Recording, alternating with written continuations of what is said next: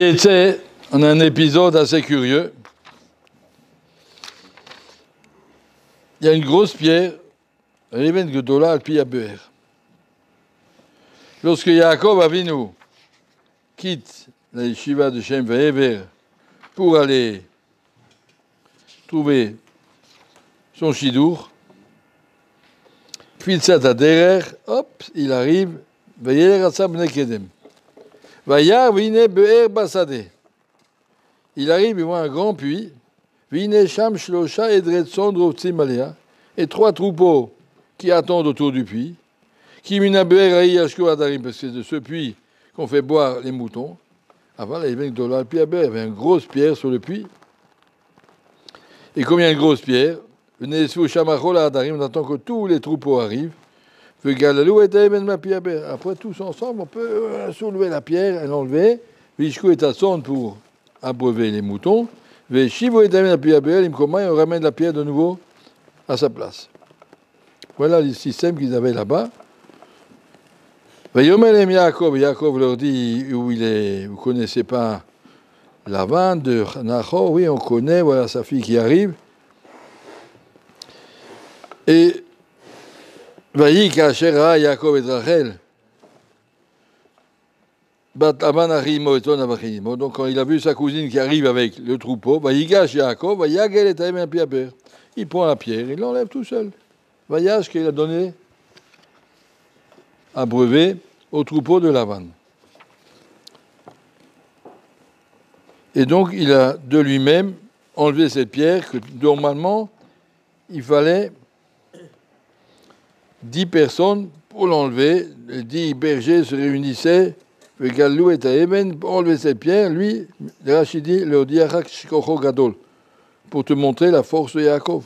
Que Adam chez Mahavir est Apkak, Malpi Asuchit, comme quelqu'un qui enlève un bouchon, lui il a enlevé la pierre et voilà. Et puis il a servi aux moutons à boire. C'est quoi cet épisode? Je ne veux pas te montrer que Yaakov Avinu était un champion de poids et haltères. C'est quoi cette histoire? Pourquoi? Qu'est-ce qui s'est passé là? Alors, il y a un Ramban sur ça. Je vais dire le Svat-Emet. Le Svat-Emet explique chaque fois qu'on arrive à de l'eau c'est la Torah. Et pour arriver à puiser la Torah, ou la Kedusha, pour arriver à puiser, il y a une grosse pierre dessus. Beaucoup de gashmiut qui nous empêchent, beaucoup de kesher avec le Olam Hazé, on a dans la tête des films et de l'argent et des soucis et des trucs qui font que on arrive difficilement. Exemple, tu te mets à prier, tu vas aller puiser un petit peu d'eau, et puis ça passe pas. Il y a une grosse pierre dessus. Ma tête, elle est ailleurs, ça n'arrive pas. Tu m'as étudié, tu puises un petit peu de émet de ta sougia, ça passe pas. Alors qu'est-ce qu'il faut faire pour prier? Comme ils ont fait les 10 bergers là-bas, on se réunit tous ensemble à la pierre. Fila Betzibour, ça passe. Si on prie tous ensemble, alors je ne viens pas en mon nom personnel, je viens avec tout le monde, on se prie tous ensemble dans la Kadosh Baruch Hu. Ça, même si c'est moins bien, mais ça s'appelle Tfilat Betzibour. Pana et Tfilat Hara, v'lo baza et Tfilat Hara, Kadosh Baruch Hu, un Tfilat Betzibour, Kadosh Baruch Hu, même si c'est moins. Mais Yaakov Avinu, lui, avec Oro Gadol, même chose, étudier, tu étudies tout seul dans ta chambre, tu ne fais rien, mais tous ensemble, au Beth Hamidrash. Galalou était même, puis il y a une grosse pierre, mais on arrive, grâce à l'ambiance du Beth Hamidrash, d'arriver. Yaakov Avinu, il a un corps. Quand il veut puiser de l'eau, ça veut dire rentrer dans une sougia, il ne s'arrête pas parce qu'il y a des pierres. Il enlève la pierre, il arrive à sortir. Des fois, nous, on est dans une sougia, à peu près, j'ai compris. Mais pas arriver à sortir des mots clairs de ce que tu as compris. Dis-le, fais-le sortir, sors des choses. Tu restes dans le flou. Cette pierre, elle te bloque. Et Yaakov Avinu Kocho Gadol. Quand il arrive de l'eau devant lui, la Torah, il arrive à clarifier, à sortir. Ça y est, c'est clair, j'ai compris. Ce qu'on soit bien s'énonce clairement. Il a bien expliqué, bien compris. Voilà, ça y est. Même chose pour la tfila. Quand Yaakov veut prier, il n'y a pas cette grosse pierre. Kocho Gadol, il enlève ça, il est prêt, il est proche de la Kadosh Baruch Hu, il prend cette eau, il la monte, il est chaque mot de la Hamida, il sait ce qu'il dit. La Hamida, elle ne s'en va pas dans tous les sens. Yaakov, il est là, ça c'est le corps, la mettre sur Kocho Gadol. On a des tzadikim qui sont tellement proches de la Kedusha que quand ils prient, Il prie quand il étudie, c'est du émettre, c'est puiser. Mais nous, on a des grosses pierres. Et nous, ça, il faut savoir que tant qu'on n'est pas des tzadikim, vadaï, c'est difficile de puiser l'eau tout seul. Il faut attendre qu'on se réunisse tous ensemble. Marqué dans le Midrash Shama. Quand Yaakov est arrivé au bord du puits, qu'est-ce qu'il y a marqué? Shlosha et Dretson, Rovtim, il y avait 3 troupeaux.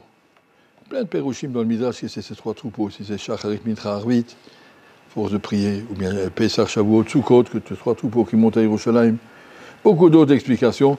Savoir que ces psukim-là, même s'ils se lisent au sens propre, c'est comme ça que ça s'est passé, mais c'est un symbole d'une rouchaniout très profonde, arriver à puiser de l'eau, comme on avait déjà dit la semaine dernière, les puits que Yitzhak a débouchés et qu'il a recréé de nouveaux puits. Chaque puits, ça veut dire enlever le chol qui te permet d'arriver au Kodesh. Il y a de l'eau en bas, enlever le sable, enlève tout ça. Afriout, achumriout, gas, que M. Atisharim dit. Le gashmiout, c'est quelque chose, c'est du sable qui t'alourdit. J'ai envie d'être bien, de me lever à l'heure et de venir et de prier. Et puis, il y a du sable sur mon lit, j'arrive pas. Il y a 100 tonnes, des fois, 100 tonnes de sable sur mon lit. J'arrive pas à me sortir, c'est trop lourd. Oui. Et puis, les tzadikim, ils n'ont pas ça. La metchokocho gadol, ça. Le Shama est clair, il sait ce qu'il veut, et il faut y arriver. Il faut arriver à comprendre. C'est vrai qu'on vit dans un monde difficile. Il y a une grosse couche de pierre qui est alimentée par toutes les bêtises qu'on voit et qu'on sait et qu'on parle et qu'on entend et toute la sorte de gashmiout, et pas tous les soucis qu'on se remplit la tête avec ça. Alors que si tu es sadique, tu arrives peu à peu à faire fondre cette pierre et à pouvoir creuser comme il a fait Yitzhak la semaine dernière, comme il a fait Yaakov, Kocho Gadol, enlever les pierres pour arriver à pouvoir apprécier et attirer et vivre et comprendre et exprimer la Kedusha de façon claire. Merci.